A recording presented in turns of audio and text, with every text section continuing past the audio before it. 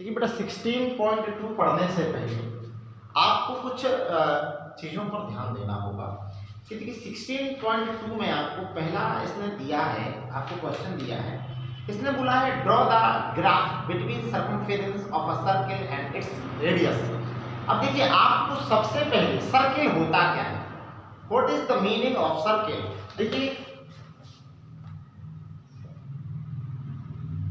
Circle समझना पहले आपको सर्किल के बारे में पढ़ो। सर्किल क्या होता है, आप सर्किल समझेंगे CIRCLE सर्किल। अब देखिए सर्किल जो होता है, सर्किल को हिंदी में बोलते हैं बेटा वृत्त। सर्किल को हम हिंदी में वृत्त बोलते हैं।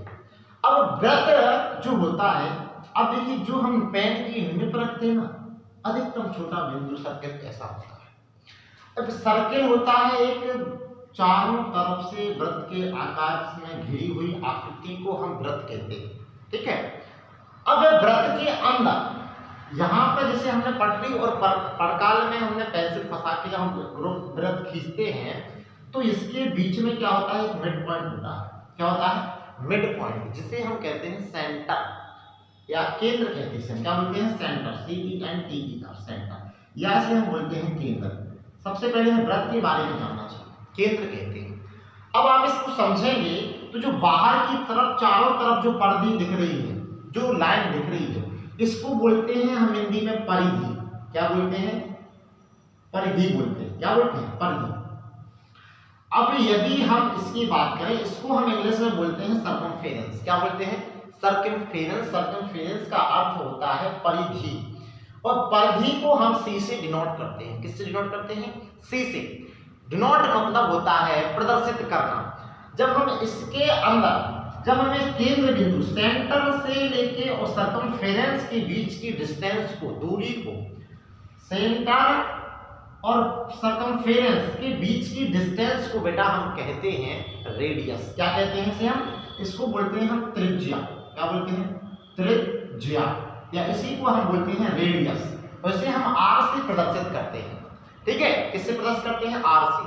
अब देखिएंगे आपने जो देखा है, जो परिधि है, इसे हमने सर्कमफेरेंस जो बोला है, इसे होता है परिधि बराबर होता है, आपका सूत्र होता है परिधि बराबर होता है 2πr। क्या है, 2πr। अब देखिए जो पाई का जो मान होगा, यहाँ पर पाई का मान सभी जगह सेम होता है 22/7, 22/7। ये तो हो गया हमारी परिधि। अब जो हुआ हमारा R है, R हम पहले ही आपको बता चुके हैं कि सेंटर और सर्कमफेरेंस के बीच की डिस्टेंस को हम रेडियस कहते हैं। अब देखिए एक वृत्त में यदि आपसे कोई प्रश्न पूछे कि एक सर्किल में मैक्सिमम कितनी रेडियस हो सकती है, तो आप इसमें लिखेंगे कि एक वृत्त में अनंत, क्या हो सकती है, अनंत रेखा, अनंत त्रिज्याएं खींची जा सकती हैं, अनंत त्रिज्याएं ड्रॉ की जा सकती है। देखो यहाँ से यहाँ कर सकते हैं हम, यहाँ से यहाँ कर सकते हैं, यहाँ से यहाँ, तमाम जितनी आप खींच सके उतनी खींच सकते हैं। लेकिन अब यदि आपने सर्कमफेरेंस से होते हुए एक ऐसी रेखा खींची जो सर्कमफेरेंस से स्टार्ट हुआ, जो सेंटर से होते हुए पुनः सर्कमफेरेंस तक पहुंच गई है, इसे हम बेटा बोलेंगे क्या, व्यास बोलते हैं, और इसे हम इंग्लिश में बोलते हैं डायामीटर। अब जो व्यास होता है इसको हम D से रिप्रेजेंट करते हैं। किससे, D से रिप्रेजेंट करते हैं। अब जो व्यास होता है, डायामीटर होता है बेटा, वो हमारी दो त्रिज्याओं को मिला के बनता है। देखो एक तो ये त्रिज्या हुई बेटा, जैसे ये अपन एक वृत्त लिया, देखिए जिसका सेंटर हुआ, ये त्रिज्या है, और इसी को हमने आगे बढ़ा दिया, एक त्रिज्या है, ठीक है। ये दो त्रिज्याएं होंगी अपनी। तो जो डायामीटर होता है बेटा, वो डायामीटर दो त्रिज्याओं को मिलकर बनता है, एक R ये वाली और एक R ये वाली। तो डायामीटर जो होता है वो दो गुना होता है त्रिज्या के, ठीक है। मतलब दो त्रिज्याओं को जोड़ोगे और एक डायामीटर, दोनों जब इक्वल होता है, मतलब कि D बराबर क्या होता है, डायामीटर बराबर होता है 2R, तो दुगना होता है, ठीक है। अब यदि आप इसी में एक ऐसी रेखा खींचें जो सर्कमफेरेंस और सर्कमफेरेंस, इस सर्कमफेरेंस से इस सर्कमफेरेंस तक पहुंचती है, ठीक है। जैसे मान लीजिए इस बिंदु पॉइंट को नाम दिया P, इसको नाम दिया हमने Q दिया, तो P से और Q तक के बीच की जो डिस्टेंस है, इसे हम बोलते हैं बेटा क्या, जीवा। क्या बोलते हैं बेटा अपन, जीवा बोलते हैं, ठीक है बेटा। इसे क्या बोलते हैं हम, जीवा बोलते हैं। जे हुआ थोड़ी सी डिटेल हुई बेटा किसके बारे में, सर्किल के बारे में। आया समझ में। अब इसके बाद बेटा आपसे एक प्रश्न और आपसे पूछा जाएगा सिंपल इंटरेस्ट का, ठीक है, सिंपल इंटरेस्ट। अब देखिए आपको ये समझ में आ गया कि नहीं आ गया। अब आपसे यही एक और प्रश्न आपसे पूछा जाएगा सिंपल इंटरेस्ट का। अब सिंपल इंटरेस्ट में आप देखेंगे बेटा तो सिंपल इंटरेस्ट का फॉर्मूला क्या होता है, एस आई बराबर क्या होता है, एस आई बराबर होता है P T R, S I. अब ये दरोगा वाला एस आई नहीं है, जो होता है पी टी आर अपॉन 100। कितना होता है, पी टी आर अपॉन 100 होता है। अब देखो बेटा एस आई है जी, तो होता है साधारण ब्याज या सिंपल इंटरेस्ट, सिंपल इंटरेस्ट। इसी को हम बोलते हैं हिंदी में साधारण ब्याज। क्या बोलते हैं, साधारण ब्याज, ठीक है। अब जो P है ये होता है हमारा प्रिंसिपल, ये होता है हमारा क्या, प्रिंसिपल, ठीक है। वो जो T है बेटा हमारा, T होता है हमारा क्या, टाइम।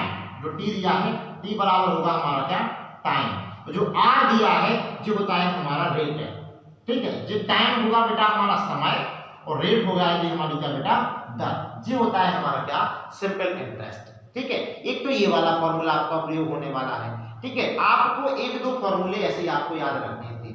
अब देखिए बेटा अगर हम 16.2 के फर्स्ट क्वेश्चन पे जाते हैं तो 16.2 का फर्स्ट क्वेश्चन क्या कहता है, ये समझना बेटा। सारे क्वेश्चन सारे सूत्रों का हम आपका उपयोग करेंगे। देखिए प्रिंसिपल को हम हिंदी में बोलते हैं मूलधन, इसमें, ठीक है। अब इसमें आपको पहला क्वेश्चन दिया है कि ड्रॉ अ ग्राफ, आपको एक ग्राफ खींचना है between circumference of a circle and its radius, ठीक है। आपको ग्राफ खींचना है।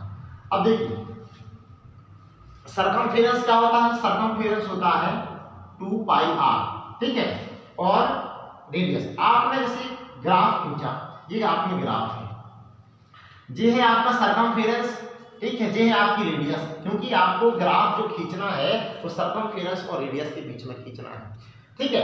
अब इसी को बेटा ये हमारा क्या होगा, मिड पॉइंट होगा, ठीक है। ओरिजिन पॉइंट, जिसे हम ओरिजिन पॉइंट भी कहते हैं, मूल बिंदु भी कहते हैं, मिड पॉइंट भी कहते हैं, ठीक है।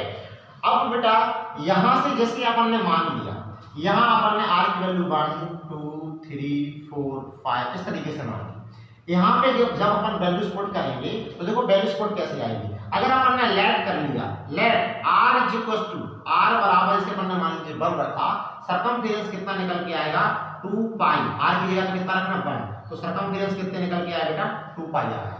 मतलब ये सर्कमफेरेंस कितना आएगा, 2 पाई। अगर r यदि हमने 2 रखा तो c बराबर कितना निकल के आएगा, 2 पाई r। मतलब कि 2 पाई r की जगह पर रखना 2, तो c बराबर कितना हो जाएगा, 4 पाई। यहाँ कितना आएगा, 4 पाई आएगा, 4 पाई आएगा। अगर r बराबर, यदि r बराबर आपने बेटा 3 रखा तो कितना आ जाएगा सर्कमफेरेंस, 2 पाई r, तो c बराबर कितना आ जाएगा, 2 पाई r की जगह पर रखेंगे 3, तो c बराबर कितना हो जाएगा, 6 पाई, ठीक है। तो कितना आएगा आपका, 6 पाई आएगा। यदि r बराबर आपने 4 रख दिया, r बराबर यदि आपने 4 रखा तो सर्कमफेरेंस कितना आ जाएगा, 2 पाई और 4, तो सर्कमफेरेंस हो जाएगा 8 पाई। कितना हो जाएगा बेटा आपका, 8 पाई। यदि आपने यहीं पर r बराबर बेटा आपने 5 रख दिया, कितना रख दिया, 5 रख दिया, सर्कमफेरेंस 2 पाई r बराबर 5, तो c बराबर 5 10 पाई हो जाएगा। यहाँ कितना आ जाएगा बेटा आपका, 10 पाई आएगा। अब आपको इसके बीच में खींचना है बेटा क्या, एक ग्राफ खींचना है, ठीक है। आप जब ग्राफ खींचेंगे तो इन दोनों का ग्राफ कैसे जा रहा है, बढ़ता चला जा रहा है, ठीक है, ये बढ़ता चला जा रहा है। तो ये क्या हो गया बेटा, ये क्या है, एक आपकी स्ट्रेट लाइन है। तो सर्कमफेरेंस और रेडियस के बीच में, सर्कल की सर्कमफेरेंस और रेडियस के बीच में जब हम ग्राफ खींचते हैं तो क्या ग्राफ आता है बेटा आपका, एक स्ट्रेट लाइन निकल के आता है, ठीक है। अब इसी को बेटा हम अक्ष भी बोल सकते थे, जो आपका जैसे एक्स अक्ष है, एक्सिस है, ठीक है, ये आपका वाई एक्सिस है, ये एक्स डैश एक्सिस है, ये वाई डैश एक्सिस है, ठीक है। समझ में आया आपको बेटा, इस ऐसा आपको इस प्रश्न में करना था, ठीक है। ये तो आपका इंट्रो हुआ बेटा। इसी के आगे अपन लोग बढ़ते हैं दूसरे वाले प्रश्न की तरफ, ठीक है।